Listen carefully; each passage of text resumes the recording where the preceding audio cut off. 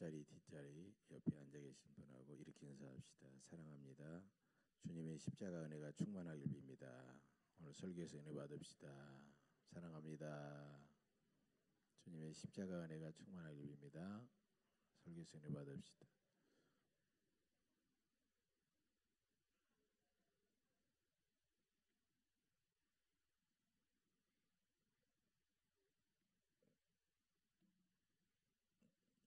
예, 먼저 여러분도 보셨겠지만 보신 분도 계시지만 2차 세계대전의 실화인 실화를 중심으로 구성한 거장 스티븐 스필버그 감독의 신들러 리스트 몇 장면을 한번 보면서 은혜를 더 나누겠습니다.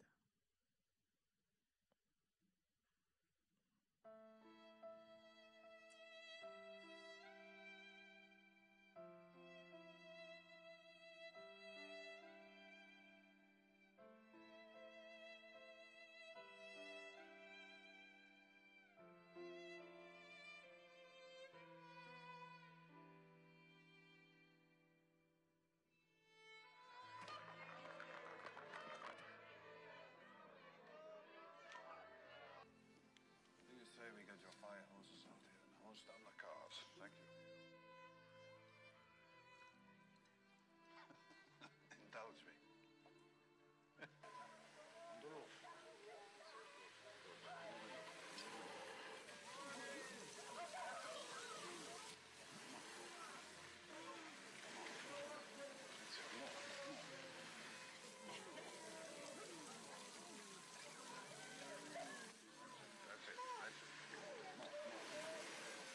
This is really cruel, Oscar.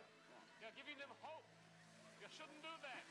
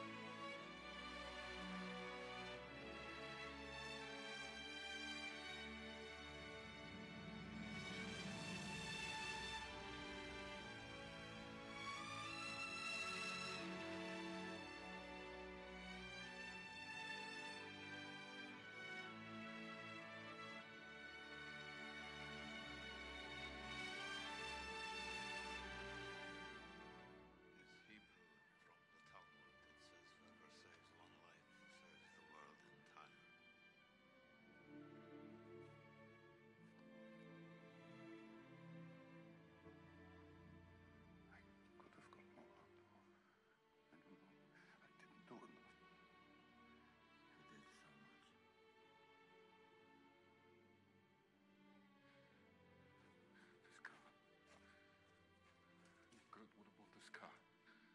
Why did I keep the car? 10 people right there. 10 more people. This pin. 2 people. This is gold. 2 more people. He would have given me 2 for it. At least 1. He would have given me 1. 1 more.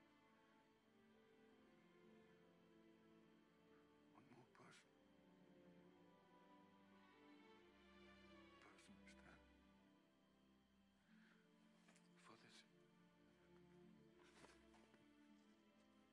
I could have gone one more person. And I did. I did.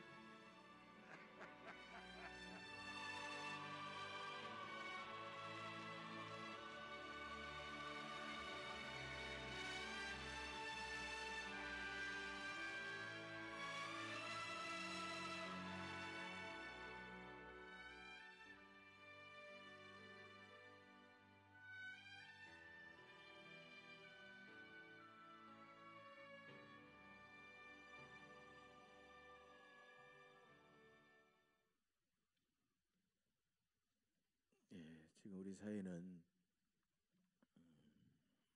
신기루 같은 성공 신화에 휩싸여 있습니다.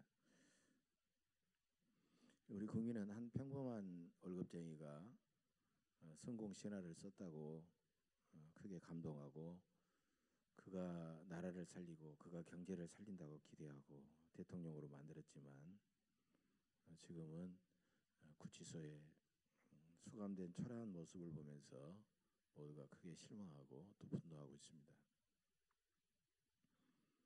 사람들은 돈과 권력과 명예만 있으면 성공했다 그렇게 생각합니다. 그리고 교회는 그러지 않아야 될 텐데 교회마저도 큰 교회에서 목회하면 성공한 목사다. 나는 성공했다. 그렇게 생각합니다. 그 주변의 다른 교회들을 흡수하든 어떻게든지 상관하지 않죠. 가슴 아픈 모습을 보여주고 있습니다.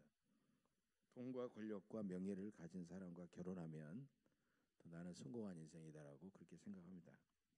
그래서 사람들은 성공을 물질적이고 외형적이고 세상적인 인간적인 그런 기준으로 성공을 평가하고 있죠. 성공이 그렇게 가치 있는 일일까요? 성공이라는 말을 성경에서 찾아보니까 딱 한 번 나옵니다. 전도서 10장 10절 철련장이 무뎌졌는데도 나를 갈지 아니하면 힘이 더 드느니라. 오직 지혜는 성공하기에 유익하니라. 성공이라는 말이 성경에 딱 한 번 나와 있습니다. 이 말도 우리 인생의 성공이 가치가 있어서 설명하는 것이 아니라 지혜를 적절히 잘 사용해야 된다라는 지혜에 대한 내용이지 성공에 대한 내용이 아닙니다. 성공은 그만큼 기독교의 가치관과는 거리가 멉니다. 그렇다면 사람들이 그렇게 원하는 추구하는 성공은 무엇일까요? LMI 리더십 창시자인 폴 마이어 회장이라는 분이 있는데 이분은 성공에 대해서 이렇게 말합니다. 성공은 매우 가치 있는 목표를 세우고 그 목표를 점진적으로 이루어가는 과정이다. 이렇게 말하고 있어요.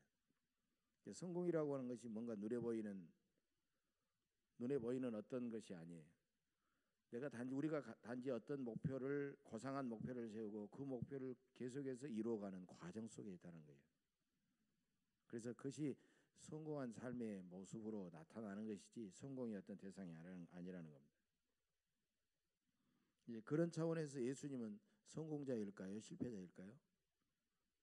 여러분 예수님은 어떠세요? 예수님이 이 땅에 가장 연약하고 초라한 모습으로 오셨죠. 그리고 예수님은 부모님을 30살까지 도우시다가 집을 나와서 세상 사람들이 알아주지 않는 제자들을 데리고 그저 집도 없고 날마다 음식 걱정할 수밖에 없는 노숙자처럼 그렇게 살아가셨습니다. 그리고 예수님은 그들을 위로하시고 그들에게 천국 복음을 전하시다가 33살 장수도 하지 못하고 십자가에서 수술하여 죽으셨습니다. 제자들마저 예수님 배신하고 다 도망가버렸습니다. 여러분 물질적이고 인간적인 그런 기준으로 예수님이 성공한 사람이나 실패한 사람이나 바라보면 예수님처럼 철저하게 실패한 사람은 예수님은 성공한 사람이 아닙니다. 자, 오늘 본문을 보면 예수님이 겟세마네 동산에서 기도하신 후에 일어난 사건이죠. 예수님을 판 가룟 유다는 수백 명의 군인과 함께 예수님을 체포하기 위해서 몰려왔습니다. 예수님은 자신을 체포하러 온 그들에게 내가 그니라 이렇게 당당하게 말씀하십니다. 시몬 베드로가 칼을 빼어 대제사장 말고의 길을 베어버리자 그 길을 붙여주시면서 칼을 칼집에 꽂으라. 아버지께서 주신 잔을 내가 마시지 아니하겠느냐 이렇게 말씀하고 계세요. 그런데 보면 예수님은 얼마 전까지만 해도 아버지의 뜻이거든 이 잔을 내게서 옮기시옵소서라고 대단히 좀 연약한 십자가를 회피하고자 하는 그런 기도를 드렸어요. 충분히 기도하신 다음에 마음 정리를 하시고 이제 아버지께서 주신 잔을 내가 마시지 아니하겠느냐 하면서 당당하게 그들에게 나가고 있다는 겁니다. 그러니까 마태, 마가, 누가 이 공관복음서는 고난받으신 연약한 인간으로서 예수님의 모습을 보여주고 있지만 제4복음서인 요한복음은 영광의 메시아, 십자가를 짐으로 아버지의 뜻을 이루는 영광의 메시아를 그리면서 예수님의 이 약하고 초라한 모습이 아니라 당당하고 영광스러운 모습을 보여주고 있다는 것입니다. 이것은 예수님의 사명과 깊은 관계가 있습니다. 예수님의 사명은 바로 우리를 구원하는 일입니다. 이 사명은 반드시 다른 방법이 아니라 십자가를 통해서만이 이루어지기 때문에 예수님은 십자가를 피하지 않고 그들 앞에 담대하게 당당하게 나아가셨습니다. 예수님의 그런 모습은 우리에게 참된 성공이 무엇인가를 가르쳐주고 있습니다.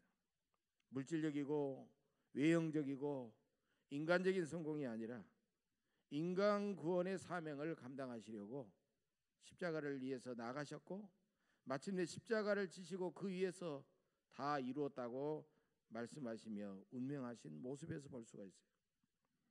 그래서 그런 점에서 예수님은 하나님 아버지께서 보시기에 하나님 아버지 앞에서 진정으로 성공한 인생이라는 겁니다.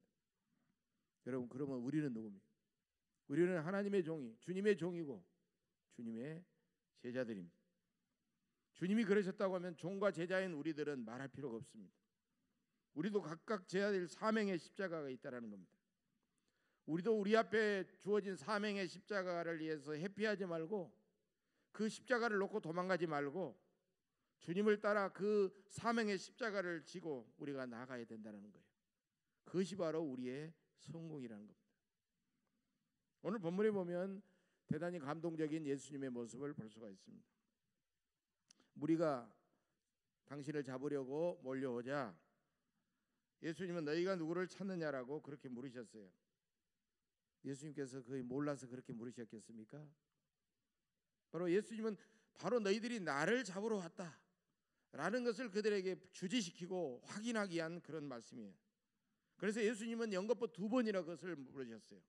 그때 그들도 2번이나 나사렛 예수라고 대답하고 있습니다. 그러자 예수님께서 안심하시면서 이렇게 말하죠. 너희에게 내가 그니라 하였으니 나를 찾거든 이 사람들이 가는 것을 용납하라. 여러분, 이 사람들이 누굽니까? 예수님과 함께 동행하던 제자들 무리를 말합니다. 12제자 무리를 말하고 있습니다. 그래서 예수님의 제자들 가룟 유다를 제외한 11명의 제자들은 한 사람도 붙잡히질 않았습니다. 그 이유는 바로 9절에 나와 있죠.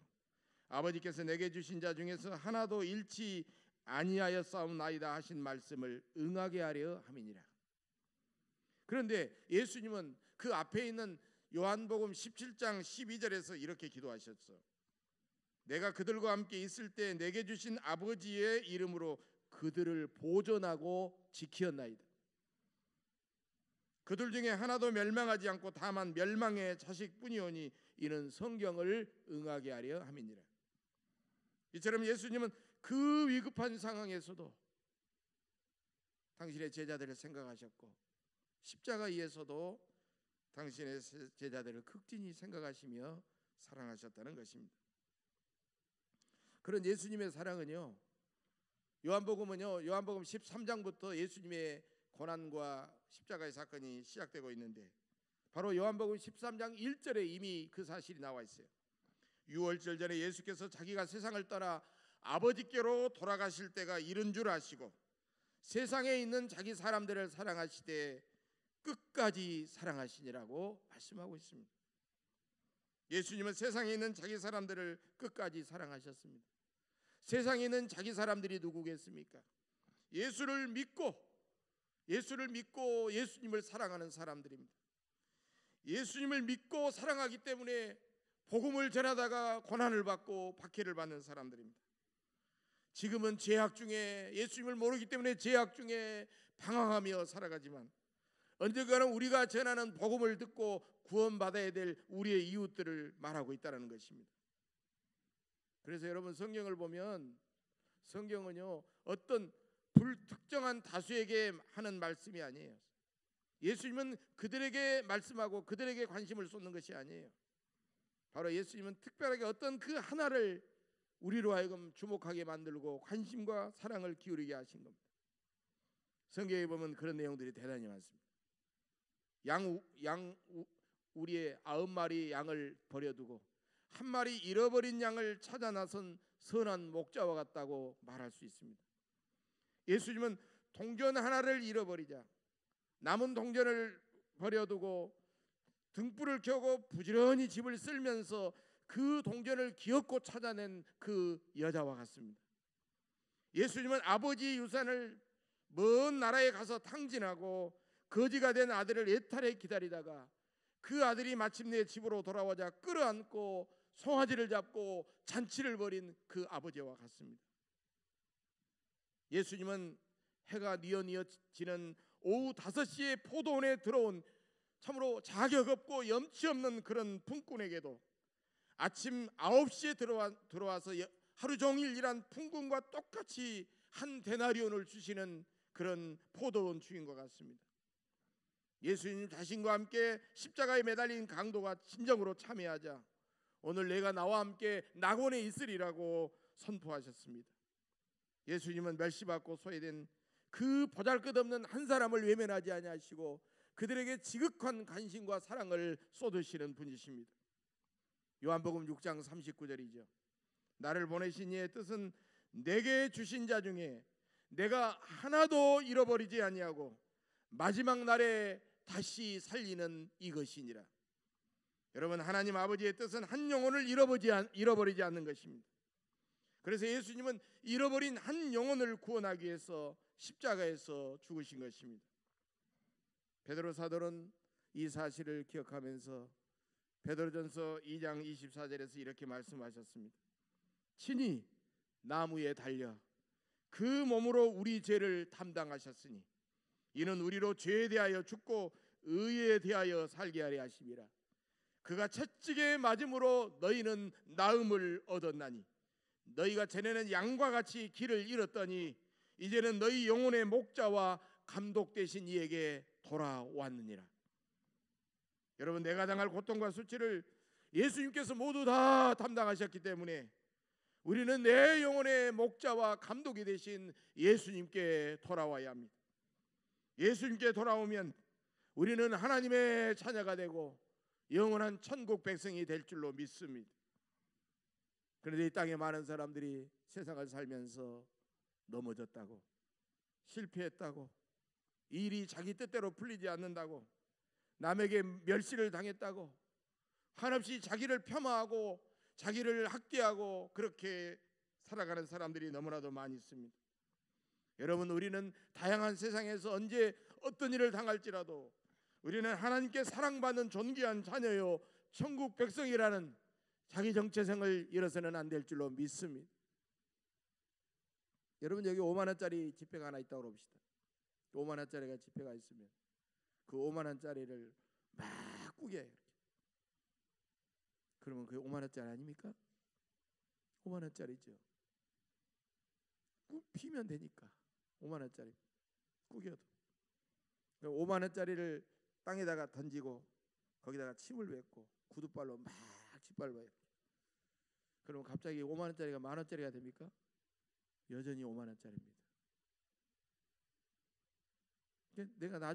제가 나중에 안 사실인데 돈다발이 있는데 불이 나가지고 그대로 타면 나중에 한국은행에서 이렇게 감정을 해가지고 그 돈다발을 그대로 바꿔준다는 거예요. 5만 원짜리가 불에 타도 그 형태를 유지하고 있으면 나중에는 그 돈 가치가 그대로 있다는 것입니다. 돈의 가치는 어떤 상황이 돈에게 일어날지라도 변하지 않는다는 것입니다.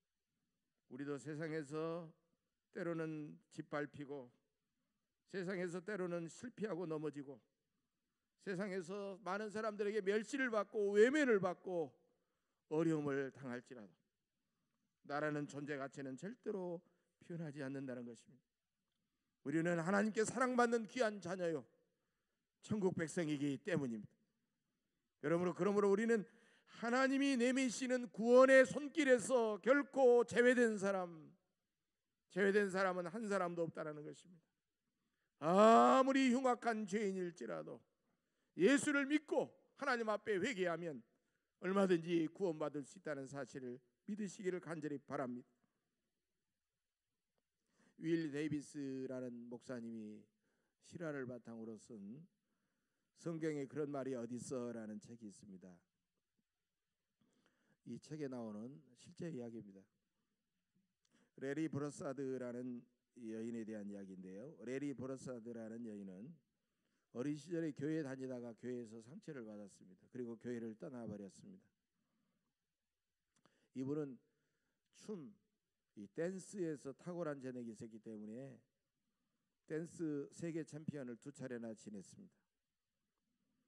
그러나 역시 돈이 주어지고 명예가 주어지고 그러면서 점점 환락과 쾌락에 빠져들게 되었고, 레리 브로사드는 동성애자가 되고 에이즈 보균자가 되고 알코올, 코카인, 마약 중독자가 되었습니다.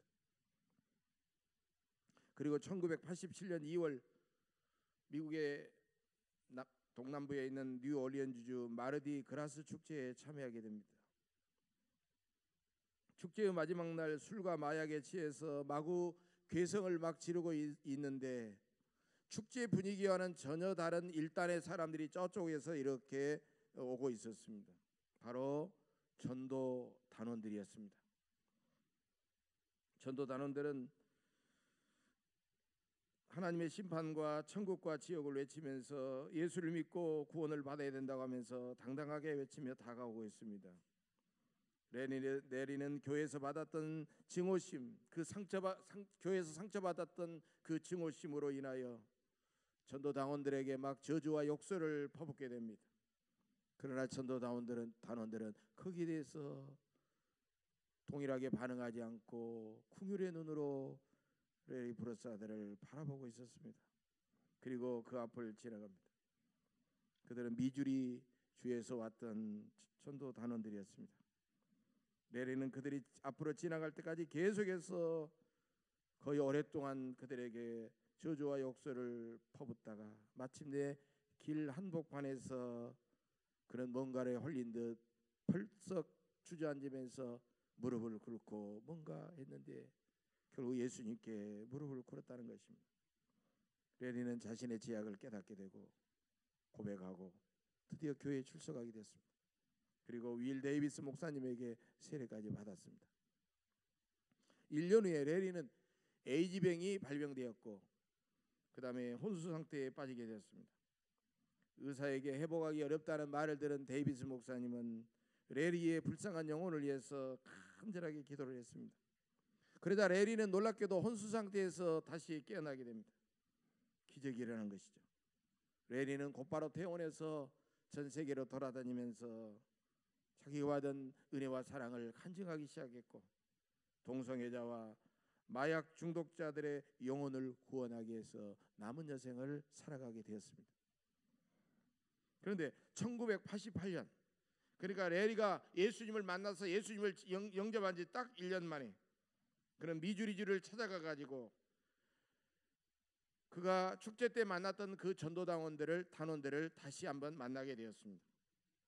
그 전도단원 중에서 한 사람이 레리 브로사드에게 이렇게 물었습니다. 축제 마지막 날 밤에 당신은 우리가 어떻게 그리스도인 줄 알았죠? 그러자 레리가 이렇게 대답합니다.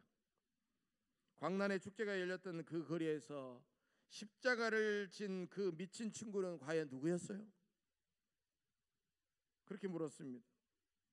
그러자 사람들은 너무너무 이상합니다. 서로를 바라보고 있습니다. 이상한 그 질문을 왜 하는지를 알지 못하는 거예요. 그러자 레리는 이렇게 말합니다. 왜 그래요? 왜 그렇게 이상한 눈으로 저를 바라보세요? 레리, 십자가라뇨? 우리 중에 누구도 그날 십자가를 진 사람은 없었는데요. 이렇게 말을 했습니다. 아니에요. 분명히 십자가를 진 어떤 사람이 당신들의 맨 앞에 서가지고 당신들을 인도하고 있었죠. 그래서 나는 그 모습을 보고 당신들이 그리스도인인 줄 금방 알아챘죠. 그래서 저는 당신들에게 다가간 것이에요. 여러분, 누구의 말이 사실일까요? 누구의 말이 사실일까요? 그 축제 때 십자가를 진 사람은 과연 누구였을까요? 저는 그분이 성령으로 그에게 성령으로 레리에게 다가가신 바로 예수님이었다고 저는 분명히 믿습니다. 마약과 알코올과 동성애의 죄사슬에서 벗어나지 못하고 다시 세상으로 들어가서 주님을 섬겼지만 다시 세상으로 들어가서 방황하다가 비참하게 죽어서 영원히 지옥에 떨어질 레리 브로스다라는 한 여인의 영혼을 구원하려고 예수님께서 십자가를 지시고 그녀에게 가까이 다가가셨던 것입니다. 오늘은 고난주간이 시작되는 종려주일입니다. 예수님은 허물과 죄악 때문에 영원히 소망 없이 죽을 수밖에 없는 우리를 위해서 십자가를 지셨습니다. 그 은혜의 진정으로 감사한다면 우리는 이번 한 주간이라도 1년이 52주입니다. 이번 이 한 주간이라도 매일 새벽을 깨워 새벽마다 성전에 나오셔서 하나님 앞에 기도하시기를 바랍니다. 그리고 주님의 십자가를 바라보며 그 십자가를 묵상하시기를 바랍니다. 예수님과 함께 영혼 구원의 사명을 위해서 힘들고 어렵지만은 그 고난의 길을 담대하게 걸어가시기를 간절히 바랍니다. 설교 서두에서 보았지만 제2차 세계대전 당시 오스카 신들러는 죽어가는 수많은 유대인들을 살리기 위해서 자신의 재산과 모든 것을 다 쏟아부었습니다. 이 세상에서 몸을 가지고 70년, 80년, 길면 한 90년 살아갈 그 인생을 살리려고 자신이 가졌던 모든 것을 더 팔지 못해서 미안해하고 안타까워하면서 몸부림치며 통곡한 신들러의 그 모습을 보면서 우리는 너무나도 감동하고 있습니다. 이 땅에 잠시 살다간 인생을 위해서도 그렇게 몸부림치며 구원하려고 했었는데 천국에서 영원히 살아갈 영혼을 구원하려고 하면 우리는 얼마나 더 많은 기도를 바쳐야 되며 얼마나 더 많은 피와 땀과 눈물을 흘려야 하겠습니까? 여러분, 그리고 그 일은 우리 하나님 앞에 얼마나 큰 감동을 주겠으며 우리가 그렇게 몸부림치며 살아갈 때 우리를 지켜보고 있는 우리와 함께 살아가는 수많은 이웃들에게 얼마나 삶의 위로와 소망과 큰 감동을 주겠습니까? 우리 주님은 내 곁에 서 있는 나에게 맡겨주신 그 한 영혼을 구원하시려고 주님은 십자가를 지셨습니다. 한 영혼은 온 우주 천하보다도 귀한 생명입니다. 한 영혼을 구하는 사람은 세상을 구하는 사람입니다. 우리는 여전히 구원받지 못한 영혼을 찾아가서 위로하고 섬기고 그들에게 생명의 복음을 전해야 됩니다. 주님의 십자가를 굳게 붙들고 하나님께 사랑받는 소중한 주님의 자녀의 일꾼으로서 주님께 믿음과 사랑과 용기로 끝까지 충성하시기를 주님의 이름으로 간절히 축복합니다. 기도하겠습니다. 고난과 수치와 죽음의 십자가가 기다리는 저 예루살렘에 담대하게 입성하신 주님, 그런 주님의 놀라운 믿음과 사랑과 용기를 보면서 주님 앞에 감사드립니다. 우리도 매 순간마다 그런 주님의 모습을 본받아 살게 하옵소서. 우리 심령에 늘 기쁨이 넘치고 우리 주변에 구원받지 못한 영혼들에게 다가가서 그들을 사랑하고 섬기며 생명의 복음을 전파하게 하옵소서. 그래서 우리 예언교회를 통하여 우리 예언교회 성도들이 살아가고 있는 세상의 한 복방마다 위대한 감동과 영혼 구원의 역사가 일어나도록 오 하나님 축복해 주시옵소서. 우리를 구원하시게 하여 고난의 예루살렘 성에 입성하신 예수님의 이름으로 감사하며 기도하옵나이다. 아멘.